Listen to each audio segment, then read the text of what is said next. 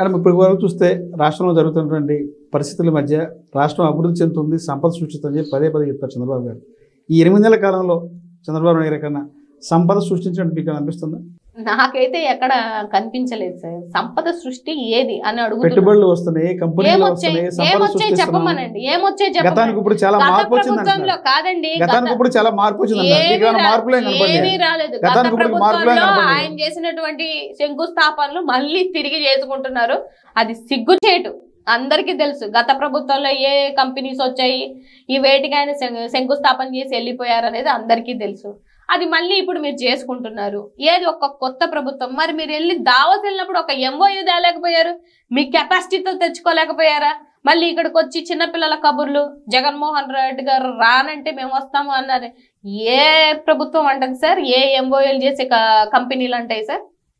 ఇవన్నీ మాటలు waste sir. వీళ్ళు వచ్చి 8 నెలలు అది వ్యవసాయ రంగం అవ్వచ్చు, ఇంకోటి అవ్వచ్చు, పెట్టుబడులు అవ్వచ్చు, ఎంఓయూలు అవ్వచ్చు, లేకపోతే విద్యారంగంలో అవ్వచ్చు, వాటినాటి ఏ రంగాన్ని నీరుగార్చి పాతాళానికి తొక్కేసి జిఎస్టీని -6లోకి లాక్కెళ్ళిపోయి పేదరికం పెరిగింది సార్. నీతి ఆయోగ్ మీరు గమనిస్తే గత ప్రభుత్వంలో రిపోర్ట్ ఇచ్చింది. ఎప్పుడూ లేని విధంగా చరిత్రలో నీతి ఆయోగ్ 11% నుంచి 6%కి జగన్మోహన్ రెడ్డి గారి హయాంలోనే నీతి ఆయోగ్ ఇచ్చినటువంటి రిపోర్ట్ తగ్గింది అని. అది మీరిచ్చే రిపోర్ట్, జగన్మోహన్ రెడ్డి ఇచ్చిన రిపోర్ట్, లేదా చంద్రబాబు నాయుడు గారు ఇచ్చింది కాదు కదా, నీతి ఆయోగ్ ఇచ్చింది. ఇవాళ చూడండి పేదరికం ఎంత పెరిగిపోయిందో. ఆ రిపోర్ట్లు తీయమనండి సార్, రిపోర్ట్లతో మాట్లాడమనండి, ఒక శ్వేతపత్రం రిలీజ్ చేయమనండి. ఏం చేస్తున్నారు మీరు రాష్ట్ర ప్రభుత్వంలో అనేది.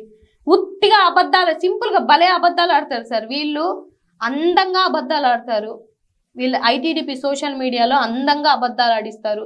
ఎవరన్నా ఒకవేళ ప్రశ్నిస్తే వాళ్ళ క్యారెక్టర్ అసోసియేషన్ చేస్తారు. ఒక మహిళని ఎంత దారుణంగా ఈడ్చాలో అంత దారుణంగా ఈడుస్తారు. ఎవరికి లేదు సార్ స్వేచ్ఛ? ఫ్రీడమ్ ఆఫ్ స్పీచ్ లో మాకు స్వేచ్ఛ లేదా? మేము మాట్లాడకూడదా? ప్రతి ఒక్కరికి ఉంటది కదా. గొంతును హరిస్తామంటే ఎలాగవుతుందండి? మరి ఇదే ప్రభుత్వం మీరు చేసిన తీరులోనే లాస్ట్ టైం జగన్మోహన్ రెడ్డి గారు చేస్తుంటే మీరు తిరిగే వాళ్ళ రోడ్ల మీద? చెప్పండి పోనీ. ఏదైనా రాజకీయం చేయొచ్చు సార్, రాజ్యాంగబద్ధంగా రాజకీయం చేస్తే ఆ నాయకులైన చరిత్రలో ఉంటారు. గత ప్రభుత్వం ఎంతకన్నా దారుణాలు చేశారు, రాజారెడ్డి రాజ్యాంగం నడుస్తుంది చెప్తారు. గత ప్రభుత్వం ఎంతకన్నా దారుణాలు చేశారు, రాజారెడ్డి రాజ్యాంగం నడిచింది. ఇప్పుడు ఆ పరిస్థితి లేదని చెప్తారు. కాదు సార్, ఏ రాజకీయ టీడీపీ నాయకుల్ని మాట్లాడిన సోషల్ మీడియా వాళ్ళని వైఎస్ఆర్సీపీ ప్రభుత్వం అరెస్ట్ చేసిందా? పోనీ మీ నాయకుల ఇళ్లలో ధ్వంసాలు చేశారా? పోనీ లేకపోతే మీ మీద తప్పుడు కేసులు పెట్టి, ఇవాళ ఒకరు కేసు పెడితే ఈ వైజాగ్ అబ్బాయి అయితే ప్రకాశం జిల్లాకు తీసుకెళ్ళిపోతున్నారు సార్. అర్ధరాత్రులలో వస్తున్నారు. ఎందుకు తీసుకెళ్తున్నారో, దేనికి తీసుకెళ్తున్నారో నోటీసులు ఎక్కడున్నాయి సార్? అసలు పోలీసులు అయితే ఇంత దారుణంగా ప్రవర్తిస్తున్నారు. వాళ్ళ ముందే కొడుతున్నారు, వాళ్ళ ముందే హింసిస్తున్నారు, ప్రేక్షక పాత్ర పోషిస్తున్నారు, ఎక్కడికెక్కడికో తీసుకెళ్లిపోతున్నారు. మహిళల్ని కూడా తెలియకుండా మహిళల్ని అరెస్ట్ చేస్తే మహిళా పోలీసులు పెట్టాలన్న మినిమం కామన్ సెన్స్ లేదా సార్? అది కూడా లేకుండా ప్రవర్తిస్తున్నారు అని అంటే ఎక్కడ ఈ రెడ్ బుక్ రాజ్యాంగం? ఏం వీళ్ళు రాజ్యాంగం చేద్దాం అనుకుంటున్నారు? ఎక్కడ సార్? ఇప్పుడు హోమ్ మినిస్టర్ ఒక మహిళ అయ్యుండి కూడా ఎవరికి ఆవిడ అండగా ఉంటుంది? ఎవరికి ఆవిడ ఊడిగం చేస్తుందో నాకు విషయానికి వస్తే, గత ఇంటర్వ్యూలో మేము చేసిన ఇంటర్వ్యూలో రాయపాటి అన్న మాట్లాడేది ఏంటంటే, గత 5 సంవత్సరాల్లో చేసినటువంటి ఇద్దరు హోమ్ మినిస్టర్లు ఒక్కొక్క హోమ్ మినిస్టర్ 2-3 ప్రెస్ మీట్లు తప్ప ఎక్కడనే స్పందించారా? మీరు గూగుల్లో సెర్చ్ చేయని చెప్తాడు. ఎవరు చెప్తారు? రాయపాటి అరుణ, జనసేన పార్టీ రాష్ట్ర అధికార ప్రతినిధి.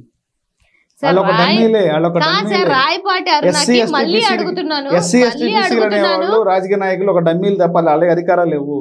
అంతా పెత్తనం అంతా రెడ్డి. ఇప్పుడు హోమ్ మినిస్టర్ కూడా డమ్మీ అంటారా? డమ్మీ కాదని చెప్తుంది ఆవిడ. డమ్మీ కాదని చెప్తుందా?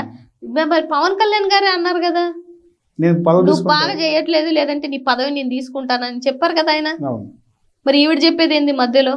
ఆయనే చెప్పారు, నువ్వు చక్కగా చేయట్లేదమ్మా తల్లి, ఆ పదవి నేను తీసేసుకుంటాను, నేను వస్తే వేరేగా ఉంటది, తాడ తీస్తాను అని చెప్పారు ఆయన. అంటే దాని మీనింగ్ ఏంటండి? చేయట్లేదనే. మీ నాయ కూడా చేయట్లేదంటే నువ్వు బాగా చేస్తావని ఎలాగ చెప్తావు? పోనీ నిన్ను కొట్టారు కదా ఎన్నికల ముందు, వాళ్ళ పార్టీ వాళ్ళనే ఆవిడే కదా మీడియా ముందు చెప్పింది. అప్పుడు ఏం చేశారు మీరందరూ? ఏం చేశారు? నీకు న్యాయం జరిగిందా? పోనీ నిన్ను కొట్టిన వాళ్ళని సస్పెండ్ చేశారా? పోనీ చేయలేదు కదా. అంటే పార్టీ బదనామా అవ్వకూడదని చెప్పి ఆ రోజున కాముగా ఎందుకు చెప్పావు కదా బయటకు వచ్చి? బదలం ఏంటి? బయటకు వచ్చి చెప్పేశారు కదా సార్ ఆవిడ. ఇంకా బదలం ఏముంది అందులో? పోనీ వాళ్ళని ఏమైనా సస్పెండ్ చేశారా? ఇంత కష్టపడతావు కదా, నా దళిత సోదరే, నాకు ఆ ప్రేమ అభిమానం ఉంది, ఇంత కష్టపడుతున్నావు కదా, నిన్ను నియోజకవర్గంలోకి కూడా రానివ్వకుండా నువ్వు ఎలక్షన్లో ఏ నియోజకవర్గానికి పనిచేసావు? నిన్ను రానివ్వలేదు, నీ పార్టీ వాళ్ళే రానివ్వలేదు. నీ పార్టీలోనే ఒక దళిత మహిళగా నీకే విలువ లేనప్పుడు నువ్వు ఏంది పార్టీ కోసం మిగతా మహిళల కోసం మాట్లాడేది? నిన్ను కొట్టిన వాళ్ళని సస్పెండ్ చేసిన రోజు అప్పుడు మాట్లాడమనండి, నేను కూడా అప్పుడు సమాధానం ఇస్తాను. మొన్న ఎందుకు అరెస్ట్ అయ్యారు చంద్రబాబు నాయుడు గారు మీరు చెప్పండి. అంటే అప్పుడు అరెస్ట్ వల్ల ఈ రోజున వైసీపీ పార్టీ అంత దిగజారిపోయి ఓటమి కారణం చంద్రబాబు అరెస్ట్ అంటారు. చంద్రబాబు నాయుడు గారు అరెస్ట్ కాదు సార్, మీకు అర్థం అవుతుంది. చంద్రబాబు నాయుడు గారు తప్పు చేశారు, అది సెంట్రల్ ప్రాజెక్ట్. అది చంద్రబాబు నాయుడు అరెస్ట్ చేయడం వల్ల, లేదంటే పవన్ కళ్యాణ్ 3 భార్యలని పదే అనడం వల్లే వైసీపీ ఈ రోజున అగాపాతాలను తొక్కేశారు పవన్ కళ్యాణ్ చెప్పి అంటారు. ఇవి కాదు, నిజమంటారా? ఇవన్నీ కాదులేండి. ఇవన్నీ అన్నంత మాత్రాన అదపాతాల కంటే మరి ముందు కూడా అన్నాం కదా, అప్పుడు అదపాతాల్లోకి వెళ్ళలేకపోయాం. అది కాదు సార్, వీళ్ళు 3 కూటమి ప్రభుత్వాలు కలిసి ఉండడం ఒక ఎత్తు అయితే, చేసిన మంచి మేము చెప్పుకోలేకపోయాం.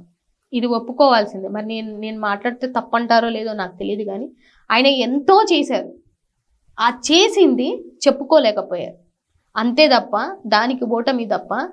వీళ్ళు చెప్పినటువంటి అబద్ధాలు, కళ్ళబుల్లి మాటలు, ఇలా దొంగ సూపర్ 6 ఇవి ప్రజల మీద ఇంపాక్ట్ క్రియేట్ చేసింది. ఎప్పుడైనా సరే ఒక కొటేషన్ ఉంటుంది సార్, మనకి గుడ్డని ఎప్పుడు తెలియాలి అని అంటే, మనకు వరస్ట్ తగిలిన రోజు బ్యాడ్ కూడా గుడ్డుకు కనిపిస్తుంది. ఇవాళ వరస్ట్ని చూస్తున్నారు వీళ్ళు, ఇవాళ వీళ్ళందరికీ తెలుస్తుంది జగన్మోహన్ రెడ్డి గారు బెస్ట్ అని. అది ఓట్ ఏదైతే వెళ్ళిపోయిన 10% ఉన్నారు కదా సార్, అది మళ్ళీ మాకు తిరిగి వచ్చిన రోజు వీళ్ళకి మాకు 11 అని వచ్చింది, వీళ్ళకి అది కూడా రాదు. ఈ 10% మళ్ళీ ఇటు టర్న్ అయిందంటే వాళ్ళకి 11 కూడా రాదు. మీరు కావాలంటే చూడండి. మేడం ఫైనల్గా చెప్పండి, గత 5 ఏళ్ల కాలంలో ఉత్తరాంధ్రాన్ని జగన్మోహన్ రెడ్డి బాగా అభివృద్ధి చేశారు, క్యాపిటల్ పెడతా ఉన్నారు. అదే ఉత్తరాంధ్రలో వైసీపీ కనీసం డిపాజిట్లు రాని పరిస్థితి. ఎందువల్ల జగన్మోహన్ రెడ్డికి ఆ పరిస్థితి వచ్చిందంటారు? ఉత్తరాంధ్ర వాసుకి చెప్పండి. ఉత్తరాంధ్రలో మీరు ఇప్పుడు చెప్పినటువంటి పేదరిక నిర్మూలన ఇందాక చెప్పానా, అది అసలు ఎక్కువ పర్సెంటేజ్ తగ్గింది కూడా ఉత్తరాంధ్రలోనే. ఉద్దానం కానీ ఇవన్నీ జగన్మోహన్ రెడ్డి గారు నిజంగా ఉత్తరాంధ్రకి ఇచ్చినటువంటి ఒక గిఫ్ట్. ఇంకా ఆయన రాజకీయం లైఫ్ పోయినా ఉన్నా లేకపోయినా కూడా ఉద్దానం చూస్తే అనుకోవాల్సిందే కదా. అక్కడ ఒక గవర్నమెంట్ కాలేజ్ కట్టారు, అది చూసినప్పుడల్లా జగన్మోహన్ రెడ్డి గారిని అనుకోవాల్సిందే కదా. కాకపోతే నేనేమంటున్నానంటే సార్, ఇప్పుడు ఈ ఫ్లో ఏదైతే ఉందో, ఇప్పుడు నేను ఇప్పుడు వరకు చెప్పిన ఈ ఫ్లోలో తక్కువ సీట్లు రావడం అనేది వాస్తవం, ఒప్పుకోవాలి. అందులో ప్రతిపక్ష హోదా సార్, ప్రతిపక్ష హోదా అనేది ప్రజలు ఇవ్వనప్పుడు నీకు కోర్టులు ఎలా ఇస్తాయి అనేది ప్రధానమైన ఆరోపణ. త్రిపుల్ గారిని సభాపతి రాష్ట్రంలో ఒక సీటు తోటి మళ్ళీ రాజ్యాంగాన్ని పుంజుకున్నటువంటి ఇది లేదా మీకు? ఇప్పుడు 21 వచ్చాయి, ఇప్పుడు 21 నుంచి మీరు రాలేదా? రాజకీయంలో ఈ నెంబర్ సిస్టమ్స్ అనేది, అప్ అండ్ డౌన్స్ అనేది చాలా క్వైట్ కామన్ సార్, అదేమి పెద్ద విషయం కూడా కాదు. మీ ఫ్లో అలా ఉనింది, మీరు చేసిన అబద్ధాలకి ఫ్లో కొట్టుకొని వెళ్ళింది. పోనివ్వండి, మీకు గెలిపించారు కదా, మేము కూడా కోరుకుంటుంది ఏంటి, పోనీ జగన్మోహన్ రెడ్డి గారిని నమ్మక మిమ్మల్ని గెలిపించారు కదా, మీరు న్యాయం చేయండి జనాలకి. ఎప్పుడు ఇంకా 8 నెలలైనా జగన్ గారు జపం చేస్తున్నారు, మీ నోట్లో నుంచి జగన్ గారి పేరు రాకుండా మీరు రాజకీయం చేయలేకపోతున్నారు, మీ పథకాలలో ఆయన పేరు లేకుండా చేసుకోలేకపోతున్నారు. ఎక్కడికి వెళ్ళినా దాబూస్కి వెళ్తేనంట జగన్మోహన్ రెడ్డి గారు మళ్ళీ రాకపోతే మేము ఇన్వెస్ట్మెంట్లు పెడుతున్నాము అని అంటే, ఆయన జపం చేయలేకుండా వీళ్ళని రాజకీయం చేసుకోమనండి సార్, చాలు. జనాలకి న్యాయం చేయమనండి, కక్ష సాధింపు జనాల మీద వద్దని చెప్పండి. జగన్ గారి మీద ఉన్న కక్ష జనాల మీద తీర్చుకుంటున్నారు ఇవాళ, అది వద్దంటున్నాను నేను. మీకు వేశారు కదా, చేయండి, పరిపాలన చేయండి, మంచిగా చేస్తే మళ్ళీ మిమ్మల్ని గెలిపిస్తారు, లేదంటే లేదు కదా.